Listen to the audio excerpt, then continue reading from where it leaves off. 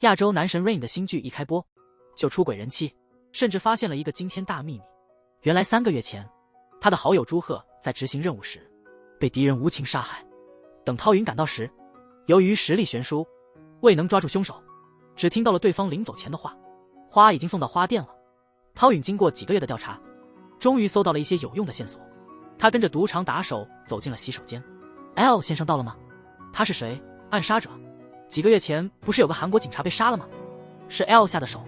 涛允接着进了杂物间，换上一身保洁服后去了老板的办公室，本想打听点消息，但男人让他收拾完就赶紧滚。然而就在涛允离开前，却发现了一个惊天秘密：他在警局的前辈朴市长竟然提着一大袋钱在这里出现。惊讶之余，涛允手中的瓶子掉了下来，有花店的快递。是吗？是的，花已经送到花店。涛允此时也意识到朴市长与朱贺的死可能密切相关。与此同时，另一边，小女孩阿迪亚的家人被杀害。亲善大使吴婉秀来到联合国，控诉一群长期侵犯小女孩的男人。没想到他刚刚结束会议，就收到伊斯兰国的威胁邮件，秘书建议取消接下来的马尼拉行程。婉秀坚决反对，认为被威胁就取消行程，还不如一直待在家里。果然，意外还是发生了。婉秀刚出门就遇到枪手袭击，幸好酒店服务员替他挡下致命一枪。就在杀手准备继续开枪时，突然出现的涛允也把婉秀救了下来。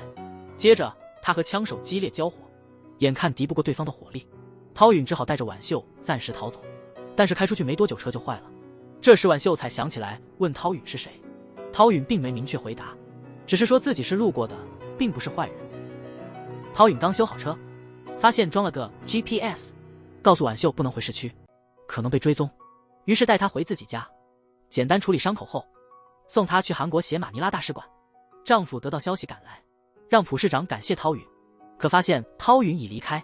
通过涛允的陈述，朴市长发现救婉秀的人是他的警局后辈，于是他约了涛允出来。朴市长很想知道涛允为什么在马尼拉，涛允没有说出真正的原因，他只说自己在这混日子。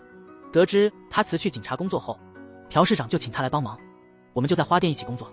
哦，对了，我是指我们公司，为了不被察觉，我们在外面都称花人集团为花店。花已经送到了花店。朴市长让涛允想清楚后再联系他。看着自己肚子上手术的疤痕，他更加坚定了为朱贺报仇的决心。要不是当年朱贺捐了一个肾给他，他可能早就不在人世了。所以涛允曾承诺，如果朱贺有事，一定拼命保护他。可现在朱贺却在他面前惨死。既然花人集团可能与朱贺的死有关，涛允果断拨通了朴市长的电话。第二天，婉秀和丈夫刚准备出门赴宴，就碰上了新来的保镖涛允。我是徐涛宇。不老男神 Rain 第一天当保镖，美女雇主说了一句让他惊呆的话：我今天要不要干脆跟你睡呢？允把踉跄的婉秀扶进了房间，然而房卡掉在了门外。就在两个人即将碰擦出火花时，医生金荣国来到了门口，他不停敲门却没人回应。道允想去开门，但被婉秀拦住了，因为他知道这医生极其敏感，此时开门的话无法解释清楚。金荣国看到了掉在地上的房卡，正准备捡起来时，幸好朴市长赶到了，并声称婉秀在酒吧喝了很多酒。金荣国医生这才愤然离开。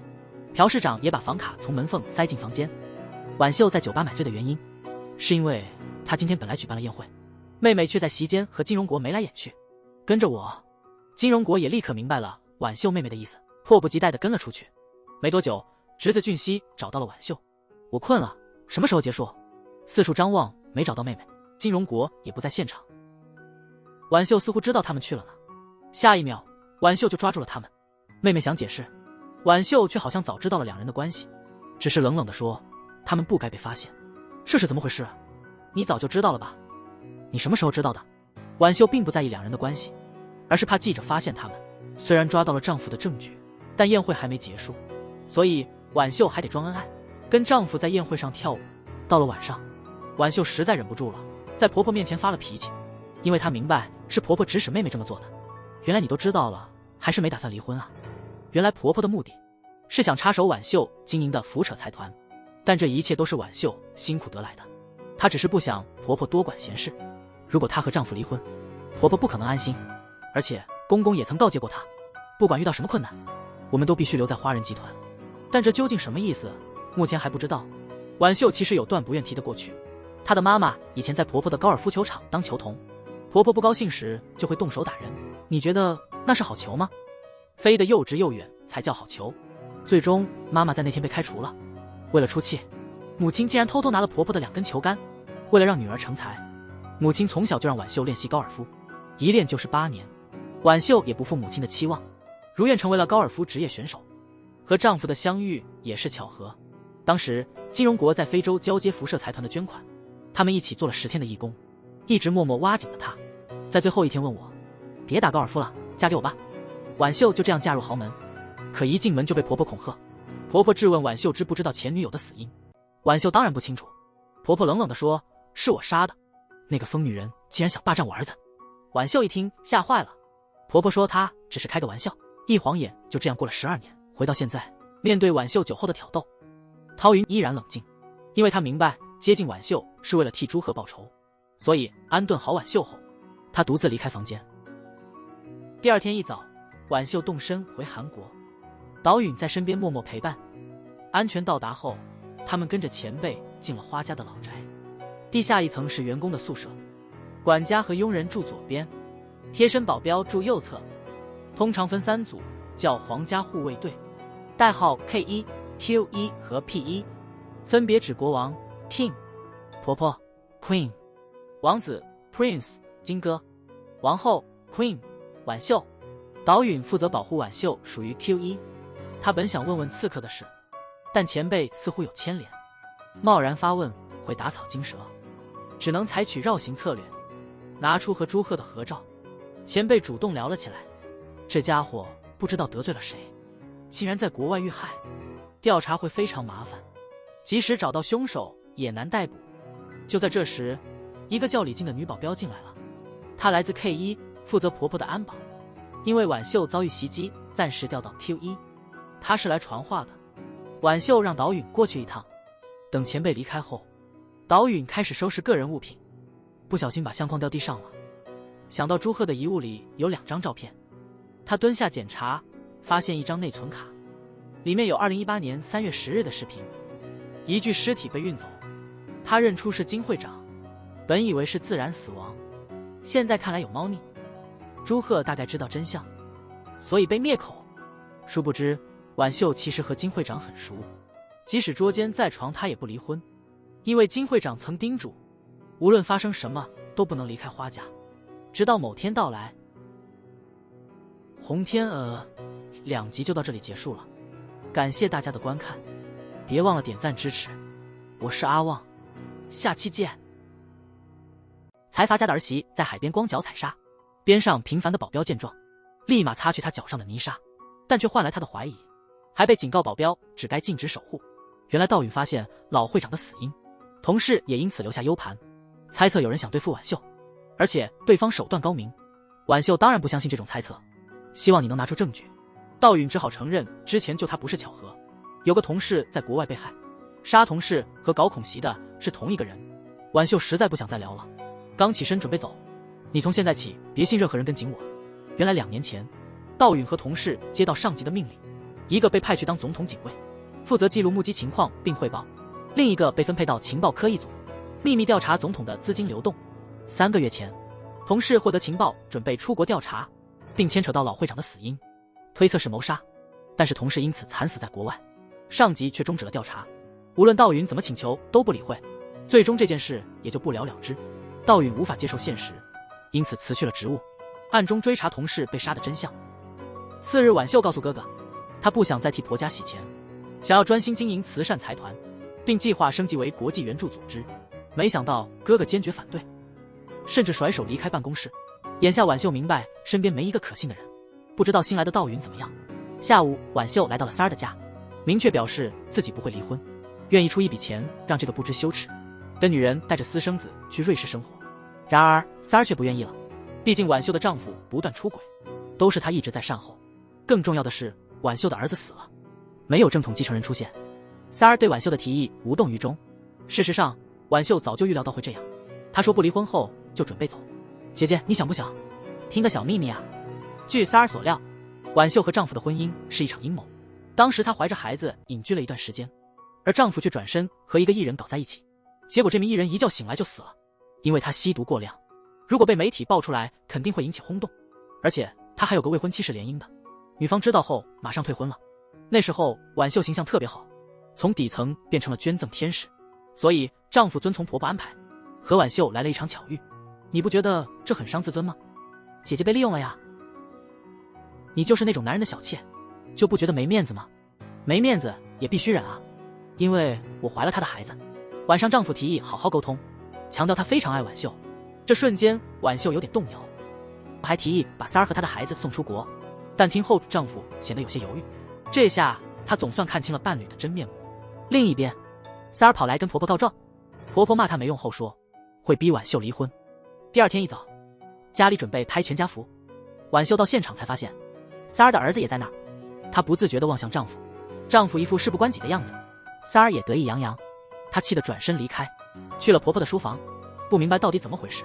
婆婆把 DNA 检测报告丢在桌上，说那就是她的孙子，并提醒婉秀她的儿子已经去世5年了，之前听从儿媳的意见一直隐瞒到现在，可外界迟早会知道的，所以希望婉秀认三儿的孩子为她的儿子。我不能把他当成自己的孩子。婆婆不明白儿媳为什么既不生孩子又不离婚，究竟在打什么算盘。最终一家人还是带着三儿的孩子拍了全家福。旁边的道允看透了复杂的局面。次日道允被任命为安保队长，他向前辈打听老会长的死因，没料到对方反应激烈，这让道允察觉到异常，于是借职务之便拿到监控视频备份。在长时间审阅后，他惊讶地发现老会长并非死在家里，而是在其他地方，也就是说同事的死亡有人想阻止他的调查。第二天，财阀婆婆打算利用丑闻逼儿媳离婚，趁机撤掉她的财团董事。婉秀得知后便让哥哥在外面放出消息，老公有三儿和孩子。很快媒体将此事进行了劈天盖地的报道，紧接着婉秀便趁机推热度，开了场直播澄清会，所有人都等着看她出丑。她慢慢走上台，以妻子身份保证丈夫没有出轨。听到这话，记者们立即批评她，眼前的事实她竟然否认。让我来说出真相，你们听说的那个私生子其实是我公公的亲儿子。这一招移花接木，不仅把责任推给了婆婆，还巧妙地化解了丑闻的爆发。最重要的是为保住财团争取到了时间。发布会结束后，三儿和三儿的母亲急得快疯了，到手的鸭子不能就这么飞了吧。下午婆婆警告婉秀，别以为今天赢了她就万事大吉了，让儿媳马上辞去财善集团董事长职务。婉秀提醒婆婆，如果坚持这样，她将召开发布会，以董事长名义揭露集团通过财善集团洗钱的行为，到时候即使动用关系也难挡舆论压力，所以别打慈善财团的主意。几天后，三儿和孩子被接回家，婆婆特意让婉秀来安排他们，毕竟族谱是她做的，得对二婆婆好点。婉秀把三儿带进房间，警告他在家只许待在屋子里，别想一起吃饭，装作自己不在，别让他在家里遇见。晚上道允护送婉秀夜跑，最终还是忍不住心里的困惑，好奇问他为什么这么拼命守护财团。原来在公公去世前托婉秀一件事，不要因为孙子的死而离婚，将来也别有这个念头。老爷子觉得唯一信任的人就是他，所以婉秀为了兑现承诺，哪怕豁出性命。道允决定告诉婉秀实话，老会长不是死在家里，害同事的凶手现在盯上了他，而且就在现今的家中，确切的说是真正的幕后黑手。第二天，婆婆为了难为婉秀，告诉她生母关在精神病院，随时可能丧命，身为女儿是不是该去看看呢？尽管明知婆婆心怀叵测，婉秀还是和哥哥还有道允一起去了精神病院。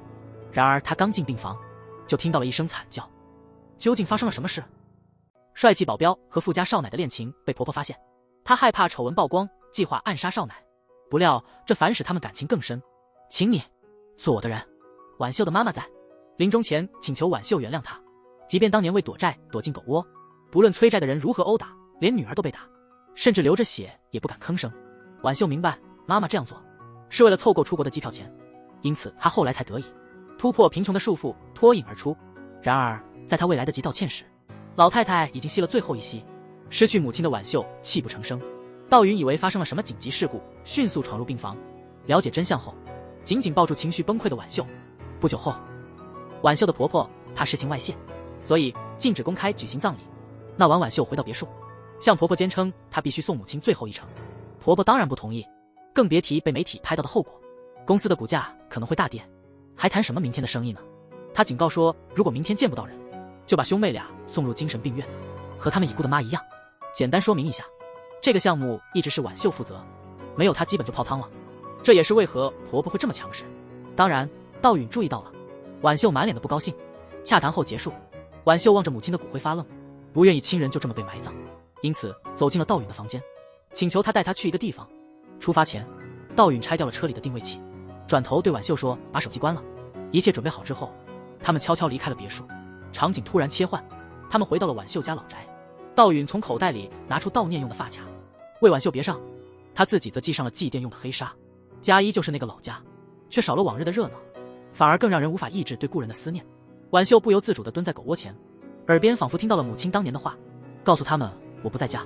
转眼已是黄昏时分，在母亲去世的触动下，婉秀对道允敞开了心扉。她坦诚自己的儿子已经去世，却只能对外说他在瑞士。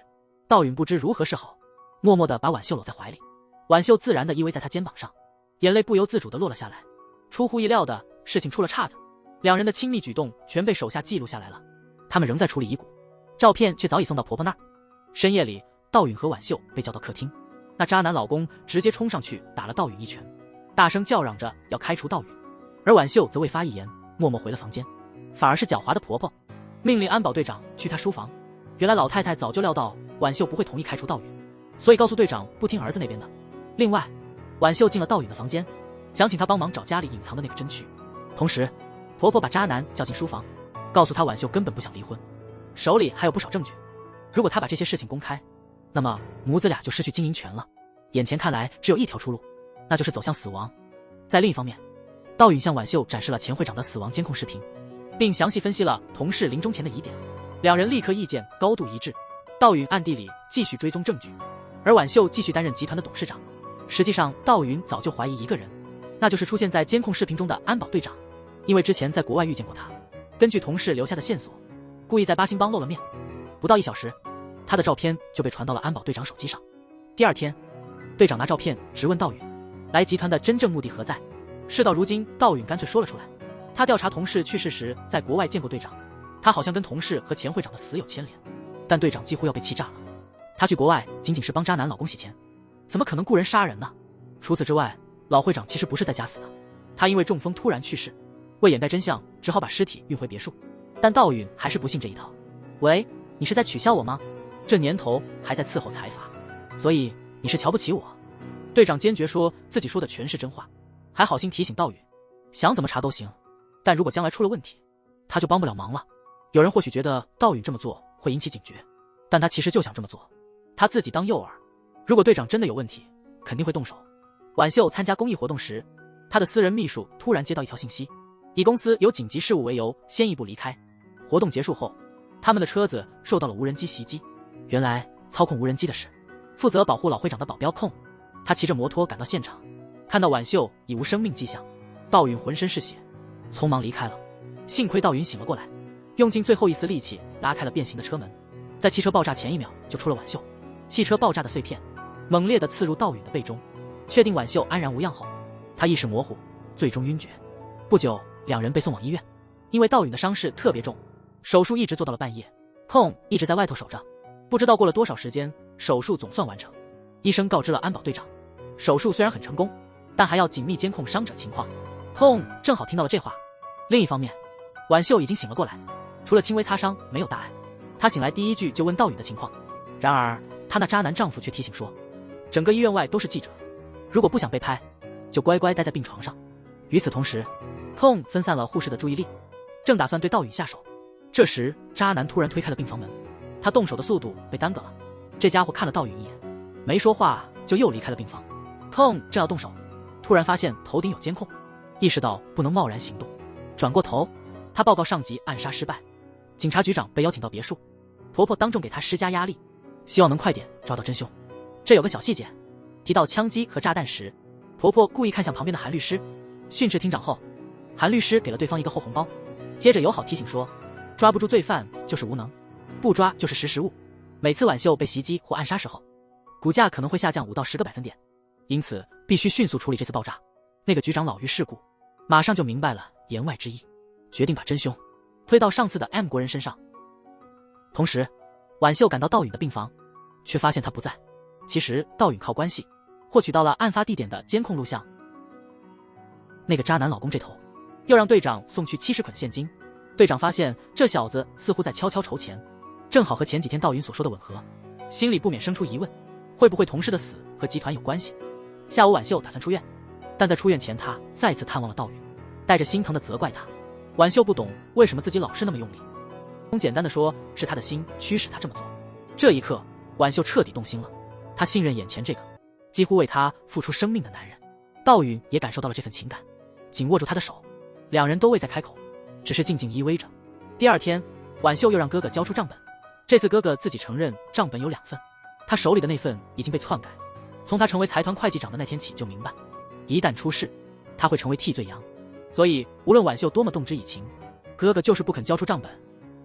当晚婆婆去敲韩秘书的房门，其实他们俩的这种关系已经持续多年，这一切他那渣男儿子都看在眼里。我小时候就问过妈妈，如果爸爸知道了呢？你爸早就知道了。不幸使渣男受到了一定影响，他暗中筹资可能是为了对抗韩律师。道允回到公司后，队长听说后特意过来告知，他再次帮那渣男送去了一笔现金，还提到那家伙和老会长关系不错，可能不是真正的幕后黑手。现在这个谜团更加复杂了，既然目标是财团，为什么还要暗杀老会长呢？婉秀恰好见到道允在思考，夜里便偷偷进了他的房间，告诉他所有监控设备都在管家卡的房间里，还有件事想请他帮忙。韩律师手里有集团的账本。话说到一半时，他看到道允身上还裹着纱布，感觉有些愧疚，就说要先回房间。道允其实早就看出婉秀的意图，便抓住了他的手臂，说交给我处理就行。第二天趁管家点蔬菜的空隙，道允溜进了他的房间，监控里都看到了，韩律师好像要出门。这边有个小细节，韩律师喜欢涂口红。道允随后到了他家门口，但遗憾的是门需要密码。这时候婆婆、渣男和韩律师在讨论工作细节，恰好女佣端了3个用过的杯子出来。道允注意到其中一个沾有口红，可能是婆婆用的，第2个杯子上啥也没有，大概是个渣男。至于最后那个，杯边有透明的唇印，再加上韩律师的怪癖，很可能就是这个了。道允马上取了指纹，用 3D 技术打印了个假指纹，借此潜入了韩律师家。结果不巧被控发现了，原来他的忠诚对象是韩律师，因此他立马上报了此事。韩律师一听详情，立刻赶回家中。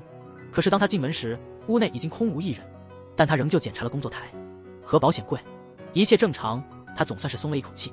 突然韩律师想起了一个地方，赶紧走到角落的架子边，刚发现财团的账本不翼而飞了，这让他气得要命。不过很快就有了个绝妙的主意。与此同时，道允拿着账本出现在婉秀的办公室，他们还没来得及好好谈，检察官带队突然闯了进来。他不只带了搜查令，还拿着一张紧急逮捕令，理由是非法持有财团的资产，依法逮捕婉秀的哥哥。财阀婆婆发现儿媳和保镖的恋情后，不止偷拍2人的亲密照，还派杀手想要除掉儿媳并栽赃保镖。原来揭发财团的内鬼是婆婆的次子。韩律师对此非常生气，因为被捕的正是公司的重要人物。另一方面，检察官带走哥哥后，婉秀很是焦虑，道允在一旁一直劝慰她，不由自主地牵起了她的手，正巧被匆忙赶来的老公撞见了。此时她心里特别闷。不一会儿，婉秀进了审讯室，话还没来得及说，哥哥就让她不用担心，然后装出一副若无其事的样子，集团的生死攸关全在他手上。就在这时候，韩律师推门进来了，哥哥示意婉秀先走，他似乎已经猜到对方的目的，明确表示会配合调查，但要求访问自己所有秘密账户，提到自己手里有550个账户的清单。韩律师听了觉得应该迅速处理，最后双方意见一致。第二天一早，韩律师向婆婆透露，所有罪责婉秀哥哥将全承担，集团稍后会保释他。另一方面，道允查账本时注意到，所有慈善基金的资金流都需同一人批准，这人竟是婉秀的婆婆，也是集团董事长朴美兰。与此同时，婆婆把婉秀叫过来，追问她和那个可恶的保镖的关系是什么。见儿媳迟迟不表态，旁边的韩律师直接点名，公司的账本不见了，有目击者声称是保镖偷的。婆婆随手示意，把2人拥抱的照片摆在桌上。婉秀无奈，只得承认是自己让道允去偷的，并解释他们并非那种关系。婆婆还没开口骂，韩律师抢先一步接话，他说能理解，毕竟那天妈妈去世了，一时冲动才会做出冲动的事。但是道允真的靠谱吗？现在账本都在他手里，肯定是他向检方告的状，那就直接干掉他。婆婆越讲越气，埋怨婉秀完全被男人迷住了，她早就得到了那些照片，认为儿媳只是闹着玩，只需混完够就会回心转意，只要别外传这小事就好。没想到儿媳竟然和外人联手偷账本。旁边的韩律师提醒婉秀，婉秀的哥哥是他亲手培养的，所以不能背叛集团，而集团绝不会亏待他们兄妹，毕竟在场的才是真正的家人。他不知道道允用了什么甜言蜜语，竟让婉秀怂恿他去偷账本。听完这话后，婉秀心里开始犯嘀咕，情况果然和韩律师说的一样，所以他得亲自查清楚。婉秀走后，韩律师保证会妥善处理此事。晚上，婉秀约道允在天台见，他想让他出示证据证明一切，暗杀的那个凶手就是杀朋友的那个人，或者归还账本。道允跟婉秀说，他仔细查过账本，实际情况可能不如想象，秘密资金的流向最后都流到了婆婆名下，目前还不清楚具体原因。婉秀了解详情后，想要主动解决一切问题，道允突然拦下了他，说只要掌握账本，对方就不敢轻举妄动，他们绝对会杀了你的，我一定要把你从这地狱里救出来。与此同时，三儿失宠了，和他妈妈商量了一件事，结果第二天新闻到处都是，报道集团疑似侵吞资产，婆婆怕集团被牵连，便向韩律师求助。韩律师建议舍居保帅，公开证明婉秀出轨保镖，让捐赠者主动放弃董事位置，这样就能解决两大问题。其实韩律师这么做是因为老板生前在国外完成了遗嘱公证，没人清楚具体情况，但唯一线索指向某慈善机构，因此无奈要处理掉婉秀。下午婆婆安排婉秀和道允到釜山从事公益活动，不料Tom暗中尾随，他接到韩律师的指令，只需捕捉到婉秀出轨的证据，就立即解决婉秀，并把罪名嫁祸给保镖道允。两个人晚上毫无戒备，入住了公司安排的别墅。奇怪的是，除了道允外，所有的安保被撤了。与此同时，Tom抓拍到了关键照片，趁道允巡逻时，打算对婉秀动手。他拼命才和对方打成平手，最后虽身负重伤，却将Tom踢入湍急的水流中。道允害怕还有其他杀手，便撑着虚弱的身体，把船开到了安全处。转眼已是第二天，婉秀叫醒了疲惫的道允，我之前承诺过会保护你。另一边，婉秀的丈夫到达别墅，却没见到妻子的踪影。画面忽转，婉秀在梦中转了个身，不自觉地手搭上了丈夫的腿。这样的亲密举动，两人已久未有。丈夫一时间犹豫该笑还是该怒。午间，夫妇俩一同参加了捐款采访，表面上恩爱如初，实则婉秀心里更关注旁边的道允。在早些时候帮他处理伤口时，虽然预料到打斗可能会受伤，但当看到那些一道道疤痕时，婉秀还是感到震惊。旧伤叠加新伤，每一处都触动他的心。道允知道他可能会自责，便握住了婉秀的手，解释自己已经熟悉了杀手的动作模式，因为手里有账本，所以成了暗杀的目标。猜想那人肯定想要财团的账本，所以请婉秀仔细想想，如果他不在了，谁会接手财团？会是我小叔子。但婉秀告诉我，小叔子跟婆婆的关系挺僵，他好像对秘密资金一无所知。还有一点道允不懂，韩律师是婆婆的得力助手，那黑账的整理又是怎么回事呢？把所有责任都推到他身上了。于是道允叫婉秀向她丈夫提两个问题，为了进一步缩减找凶手的范围，我小叔子是不是私生子？听到此话，婉秀老公的脸色明显一变，看来关于私生子的谣言确有其事，正好证明婆婆为何不喜欢次子。还有一个问题，你考虑过没有？可能公公是被害的吗？从丈夫的表现来看，几乎可以肯定他知道父亲是怎么死的。同时，婆婆只是韩律师把儿媳出轨的事曝光，连证据都不介意伪造，只为摆脱婉秀兄妹。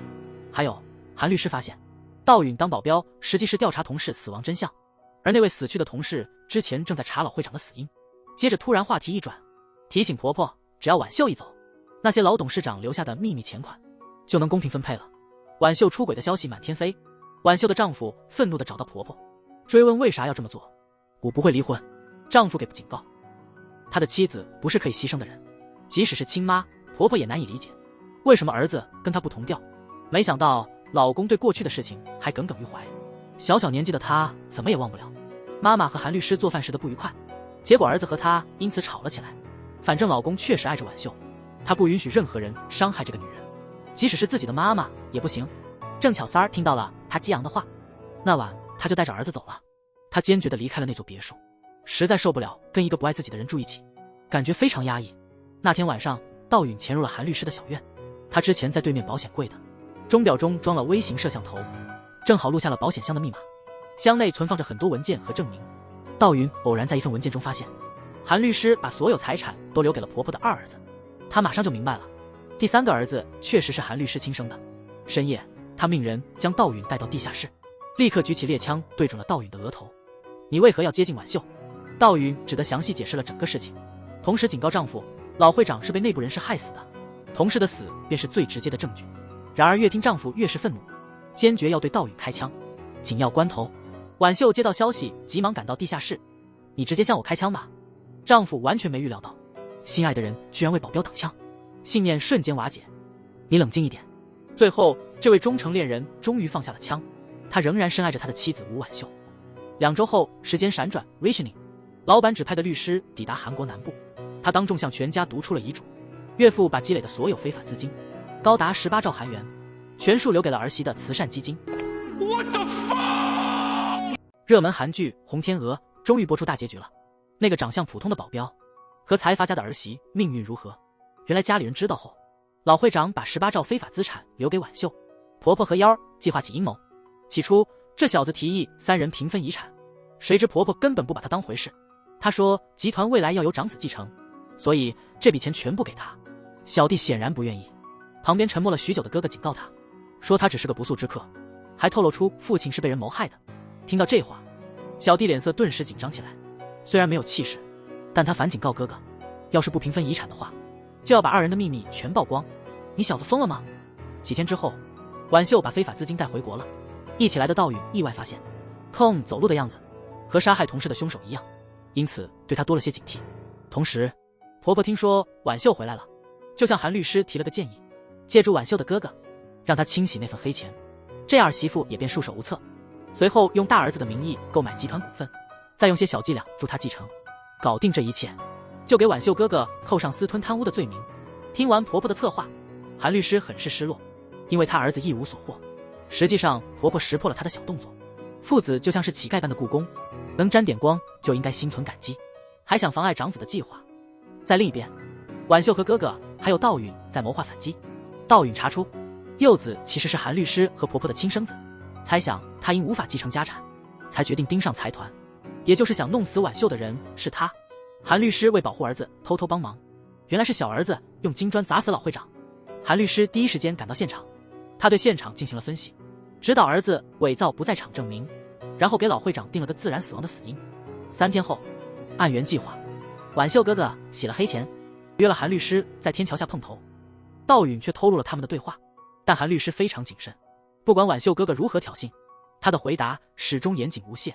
就在道允认为行动泡汤时，一个杀手突然出现，哥哥的脖子划了一刀，他立马拔出匕首追击，趁对方措手不及，将匕首刺进了杀手的左肩。意识到婉秀哥状况不妙，只能急忙把他送医，但由于失血严重，还是救不回来。几日后，在婉秀哥哥的丧礼上，嫂子忽然递过来一个 U 盘，因为婉秀哥哥曾叮嘱，如果他意外去世，一定要交给徐道允，我有事要请你帮忙，请道允把 U 盘放到韩律师的保险箱，希望嫂子能向检察官举报集团。转眼已是第2天，检方以挪用资金的罪名逮捕了婆婆，而徐律师在知晓儿子无法继承财产时已经开始策划，但在检察官搜索韩律师家时，空突然现身，他一见到道允立马转身跑了。道允见状马上追出去，2人一番激战后，他确认空正是杀害同事和兄长的凶手，便把他交给了警察。接着道允直接找到韩律师，有了证据空难以抵赖，他很快就会说出幕后策划者。韩律师强调，没想到无意义的猜测是污蔑，有本事就来试试看。画面切换，韩律师在花园挖到那块砸死老会长的金砖，然后主动看望了被审的婆婆，明说陷害她只是为了报复，接着拿出金砖放桌上，声称非得让婆婆承认是她指使的才行。金砖上还附着她丈夫的血迹，指纹却属于她小儿子，必须有人出面将罪名归咎于她，以掩饰集团2公子杀害亲人的耻辱。婆婆现在才意识到眼前的管家律师是如此的危险。不久，秘书就传来了消息，婆婆承认自己策划了凶案。当晚那啥都没的小儿子回到豪宅，先把佣人们都打发了，然后一时冲动把大哥干掉了，正巧被刚回来的婉秀撞见。故事末尾，韩律师试图再次把罪责推给婉秀，没想到他那个没用的儿子根本没逃多远，很快就被道允找到了，然后按规矩交给了警察。检察院依据婉秀哥哥的证据和婆婆突然醒悟，最终定位到韩律师。找到了教唆和雇凶杀人的证据。剧情至此就全结束了。